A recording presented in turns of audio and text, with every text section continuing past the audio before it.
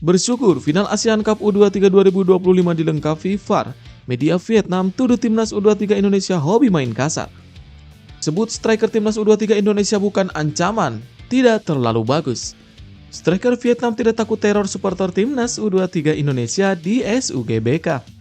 Dulu andalan Shin Tae-yong, ex-striker timnas Indonesia, kini punya usaha Sound Horeg. Breaking news, kuota pemain asing Super League 2025-2026 berubah lagi. Penembakan massal meletus di Bangkok, dekat tempat latihan Pratama Arhan. Bersyukur final ASEAN Cup U23 2025 dilengkapi VAR, media Vietnam tuduh timnas U23 Indonesia hobi main kasar. Media Vietnam Soha buka suara usai final ASEAN Cup U23 2025 bakal menggunakan video assistant referee. Final ASEAN Cup U23 2025 bakal mempertandingkan antara timnas Indonesia dan Vietnam. Laga ini jadi ulangan dari final edisi sebelumnya. Saat itu, Vietnam mengalahkan Garuda Muda via adu penalti. Final ASEAN Cup U23 2025 dipastikan bakal berlangsung spesial. Pasalnya, dua timnas U23 Indonesia versus Vietnam dilengkapi oleh VAR. Soha bersyukur teknologi VAR digunakan pada partai final. Pasalnya, ada beberapa keputusan fatal dari wasit sepanjang turnamen tanpa keterlibatan VAR. Salah satunya duel Vietnam versus Filipina di babak semifinal. Saat itu, wasit Muhammad Usaid Jamal salah memberi kartu mereka kepada Zaimo Rosquillo. Padahal, dalam tayangan ulang, tackle terakhir dilakukan oleh Noah Ledel. Selain itu, penggunaan VAR bakal memastikan bahwa wasit bisa memimpin laga lebih adil dan keputusan bisa dipertanggungjawabkan di laga penting. Tentu laga yang melibatkan kedua tim bakal berlangsung panas.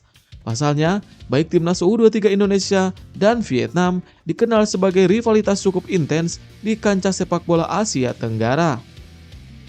Mereka bersyukur bahwa VAR bakal menghentikan kebiasaan buruk timnas U23 Indonesia.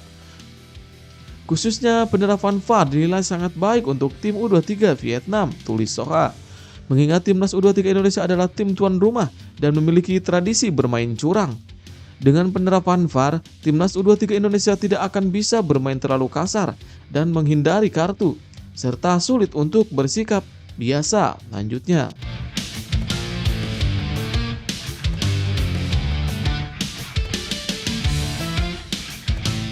media Vietnam sebut striker timnas U23 Indonesia bukan ancaman, tidak terlalu bagus.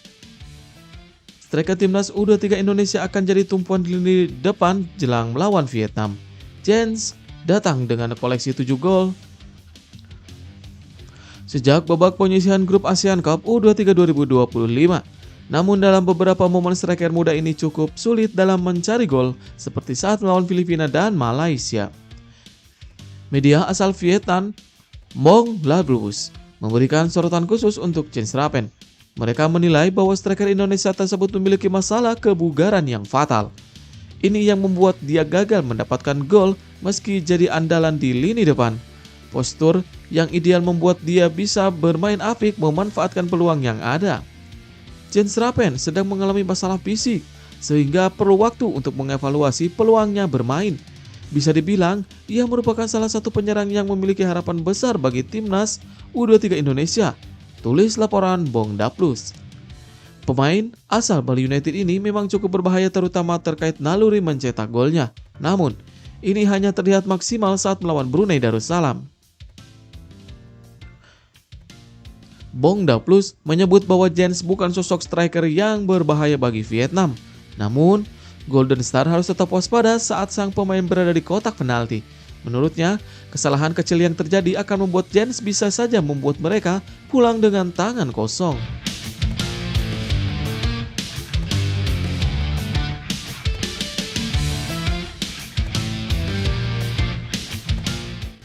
Striker Vietnam tidak takut teror supporter timnas U23 Indonesia di SUGBK. Nguyen Din Bach buka suara sebelum final ASEAN Cup U23 2025 lawan timnas U23 Indonesia. Pemain Chan FC tersebut jadi bintang tim asuhan Kim Sang-sik sepanjang turnamen ASEAN Cup. Striker 20 tahun tersebut jadi pemain andalan sepanjang turnamen. Nguyen Din Bach tersebut sukses menyumbang 2 gol dan 1 assist sepanjang turnamen ASEAN Cup U23 2025. Torehannya ini membantu Vietnam amankan 1 tiket ke partai final. Nguyen Dinh Bach jadi pemain andalan Vietnam saat membantukan gol di depan gawang lawan. Pemain yang pernah tampil di ajang Piala Asia 2023 ini bersama timnas senior tersebut membuktikan kualitasnya di tim. Vietnam sudah dinanti oleh timnas U23 Indonesia di Stadion Utama Gelora Bung Karno. Nguyen Dinh Bach mengaku bahwa dirinya sudah siap tempur usai jadi pahlawan kemenangan di babak semifinal. Pemain 20 tahun tersebut mencetak gol memanfaatkan umpan dari sisi kiri pada semifinal kemarin. Nguyen Dinh Bach siap memberikan seluruh kemampuannya di partai puncak lawan timnas Indonesia. Dirinya sudah pernah melalui tekanan serupa saat main di Piala AFF U19 2022 di Indonesia. Sang penyerang itu tidak takut dengan tekanan supporter timnas U23 Indonesia yang memadati Stadion Utama Gelora Bung Karno.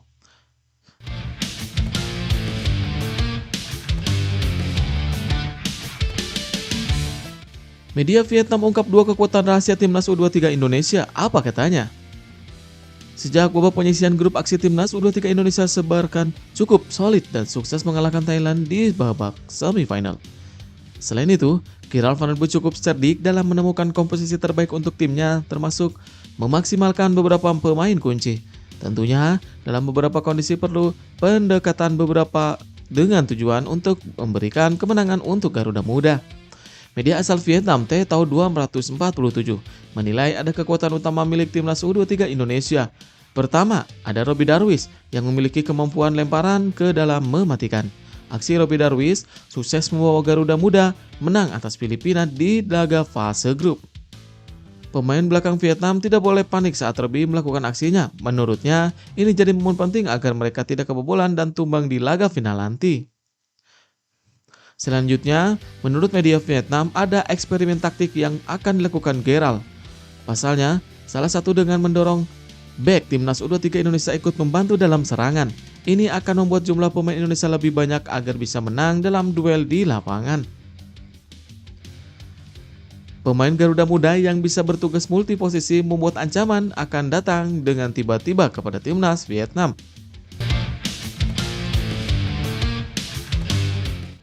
Komentar oleh Romeni, lihat Emil Audero gabung klub promosi Serie A Cremonese.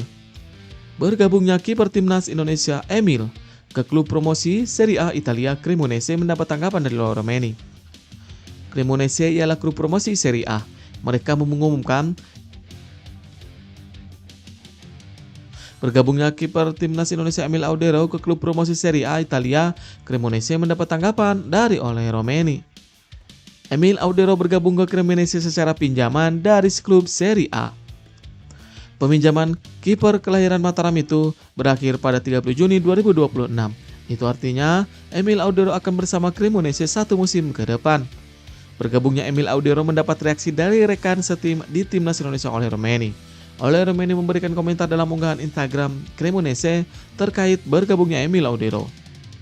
Pemain timnas Indonesia lain Ragnar Oratmangun memberikan emotikon hati dan api.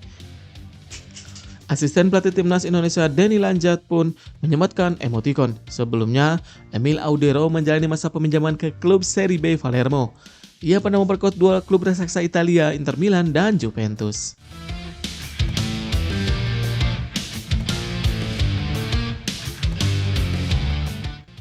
Dulu andalan Sinteyong, ex-striker timnas Indonesia kini punya usaha Sound Horeg. Mantan penyerang timnas Indonesia Dedik Setiawan kini merambah dunia bisnis di luar lapangan hijau.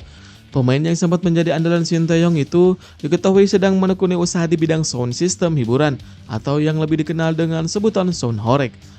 Fenomena ini ramai diperbincangkan setelah beberapa video di media sosial memperlihatkan keterlibatan Dedik dalam aktivitas seputar peralatan audio berskala besar yang biasa digunakan untuk acara hiburan di wilayah Jawa Timur. Salah satu video unggahan kanal YouTube Sound System Malang memperlihatkan Dedik tengah memantau pengecekan sound system dari atas truk. Dalam keterangan videonya tertulis, dipantau langsung Dedik Setiawan Arema loading cek sound dia audio. Dalam video tersebut, Dedik terlihat mengenakan kaos hitam dan celana pendek. Tampak serius memperlihatkan proses pengecekan suara yang dilakukan oleh kru teknis. Tak hanya itu, bukti lain soal keterlibatan dalam bisnis sound system juga terlihat dari unggahan kanal YouTube Ali ID. Kanal tersebut mengunggah momen peluncuran sound baru pada bulan lalu dan menyebut bahwa perangkat audio tersebut milik Dedik Setiawan. Langkah Dedik menekuni bisnis sound horeg ini mendapat beragam respon dari publik. Banyak yang mengapresiasi inisiatifnya sebagai atlet yang mulai menyiapkan masa depan di luar sepak bola.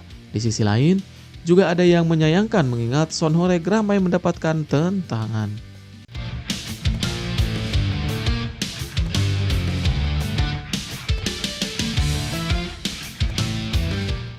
Breaking news, kuota pemain asing Super League 2025-2026 berubah lagi. Regulasi pemain asing Super League 2025 kembali berubah. Hal ini seperti disampaikan oleh Direktur Utama Ferry Paulus kepada awak media. Semula, disepakati bahwa kuota pemain asing yang bisa didaftarkan oleh klub sebanyak 11 orang, tapi cuma bisa masuk daftar susunan pemain atau dimainkan secara bersamaan 8 saja. Ada perubahan dilakukan menurut Ferry Paulus. Angka pemain yang bisa direkrut setiap klub tak berubah, tetapi cuma 7. Legion asing bisa dimainkan atau didaftarkan di DSP. Sebelumnya, aturan baru perihal pemain asing di Super League memang mendapat sorotan termasuk dari Ketua Umum PSSI Erick Thohir. Kemudian, mantan Presiden Inter Milan itu mengirimi surat kepada Ferry Paulus untuk mengurangi kuota daftar susunan pemain di Super League. Ferry mengatakan 7 pemain cukup ideal direkrut oleh tim, sementara 8 orang yang disepakati sebelumnya adalah permintaan dari klub. Sementara, untuk regulasi pemain muda di bawah 23 tahun tidak mengalami perubahan. Setiap tim tetap harus mendaftarkan minimal 5 pemain, dengan salah satunya wajib main setidaknya 45 menit.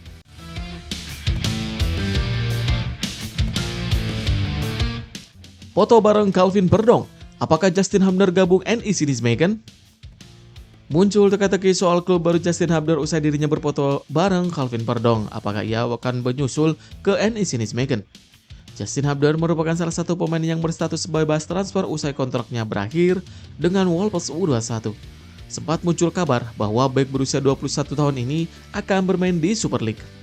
Akan tetapi, sang pemain membantahnya bahwa ia tidak akan melanjutkan karir di Indonesia dalam waktu dekat. Alih-alih bergabung dengan klub Super League, ia menegaskan akan bertahan di Eropa. Menariknya, dalam unggahan terbarunya Justin Hubner bertemu dengan kompatriotnya di timnas Indonesia yaitu Calvin Perdong. Foto itu memperlihatkan 2 pemain timnas Indonesia yang berada di bendara.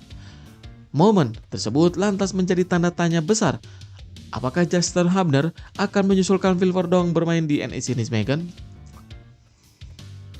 Sebagaimana diketahui, Calvin Perdong merupakan pemain NEC Nijmegen yang punya kontrak sampai tahun 2028 mendatang. Menarik dinantikan, apakah benar Justin Hubner akan bergabung NEC Nijmegen, tapi sejauh ini belum ada kabar resmi. Namun, hal tersebut bisa saja terjadi karena Justin Hubner masih berstatus tanpa klub dan bisa dikontrak dengan gratis.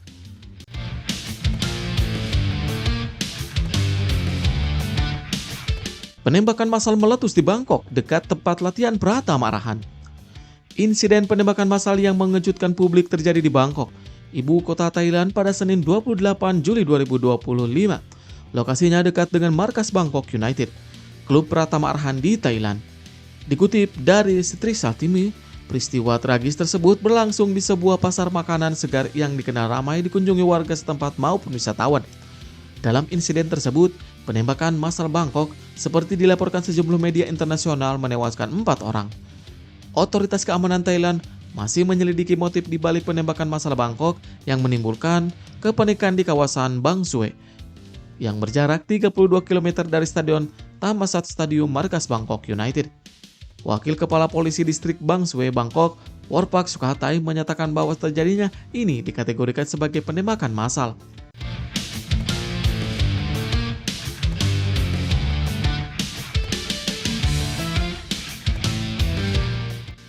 Tiga kekurangan timnas Indonesia U23 jelang hadapi Vietnam di final. Setidaknya ada beberapa kekurangan yang masih harus segera dibenahi oleh skuad Garuda Muda menjelang partai krusial ini. Sebab laga final ini bakal lebih menantang karena menghadapi lawan yang tangguh. Oleh sebab itu, waktu yang tersedia menjelang partai puncak harus bisa dimaksimalkan Kadek Arel dan kawan-kawan. Ada beberapa yang harus diperbaiki, yaitu 1. Harus perbaiki finishing. Salah satu kekurangan paling mencolok dari timnas U23 adalah penyelesaian akhir yang kurang efektif. Meskipun mampu menciptakan banyak peluang di setiap pertandingan, para pemain seringkali terburu-buru atau kurang tenang di depan gawang. Hal ini mengakibatkan banyak peluang terbuang percuma yang bisa sangat merugikan di pertandingan final nanti. Vietnam dikenal sebagai pertahanan yang solid, sehingga setiap kesempatan harus dimaksimalkan. Yang kedua yaitu transisi pertahanan. Meskipun secara keseluruhan, pertahanan skuad asuhan Gerald van den Berg cukup baik di Piala AFF kali ini. Kadang-kadang, konsistensi pertahanan dan transisi negatif para pemain masih menjadi masalah. Ada momen-momen di mana koordinasi antara pemain belakang terlihat kurang, atau pemain terlambat kembali ke posisi saat kehilangan bola. Hal ini sering dimanfaatkan lawan untuk melakukan serangan balik cepat yang berbahaya. Terbukti, skuad Garuda Muda akhirnya kebobolan gol pertama lewat serangan balik cepat Thailand pada partai semifinal kemarin. Ini harus menjadi catatan tersendiri agar tak kembali terulang saat jumpa Vietnam.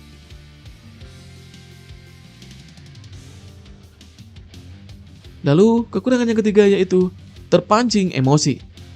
Dalam beberapa pertandingan menjelang final Piala AFF U23 2025, masih terlihat bahwa manajemen emosi dan disiplin pemain timnas Indonesia U23 masih perlu ditingkatkan. Terkadang, Kadek Arel dan kawan-kawan mudah terpancing provokasi atau membuat pelanggaran yang tidak perlu karena frustasi. Hal ini dapat berujung pada kartu kuning atau bahkan kartu merah. Situasi semacam ini tentu akan sangat merugikan tim di pertandingan sepenting final. Sebab, jika sampai timnas Indonesia kekurangan pemain, upaya untuk merengkuh gelar juara bakal semakin berat.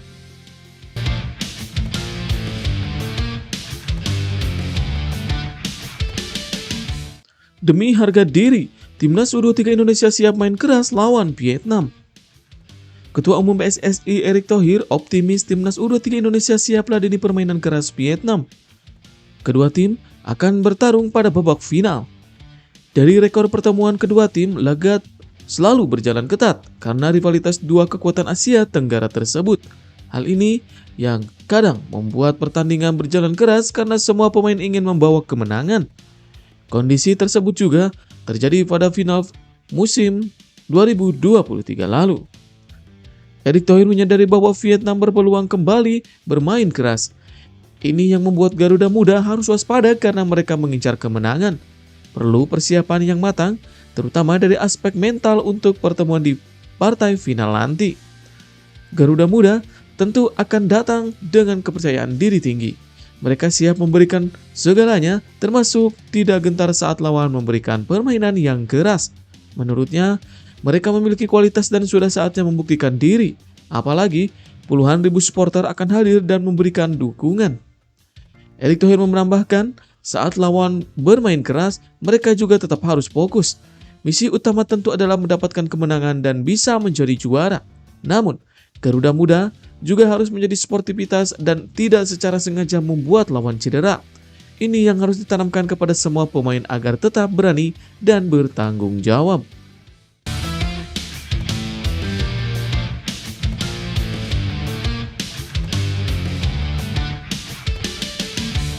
Vietnam khawatir taktik berani Gerald van den Berg di timnas Indonesia U23. Jelang bentrokan di laga pamungkas itu, media Vietnam was-was dengan taktik Gerald van den Berg. Media Vietnam, yaitu Bongda, menganalisis bahwa Gerald van den Berg memiliki taktik yang berani. Hal tersebut ditunjukkan ketika timnas Indonesia U23 sedang mengejar ketertinggalan dari Thailand. Awalnya skuad Garuda Muda memang kebobolan dulu dari Thailand lewat gol Yot Sakon Burafa. Gerald van den Berg lantas merespon dengan melakukan pergantian yang berani. Mereka, timnas Indonesia, melakukan gaya bermain dan taktik aneh yang bisa menjadi senjata berbahaya, tulis laporan Bongda. Menganalisis kemenangan Indonesia atas Thailand, terutama keputusan berani pelatih Gerald van den Berg, menjadi pelajaran penting bagi Vietnam untuk mempersiapkan diri dengan baik lanjutnya. Juru taktik asal Belanda tersebut mengganti Dominikus Dion sebagai gelandang oleh Muhammad Ferrari. Akan tetapi, Muhammad Ferrari tidak bermain di posisi aslinya sebagai bek tengah. Alih-alih menjaga pertahanan, Pemain Bayangkara FC ini justru diduetkan dengan Jens Srapen di depan. Taktik tersebut berbuah manis karena Garuda Muda berhasil mencetak 1 gol lewat Jens Srapen.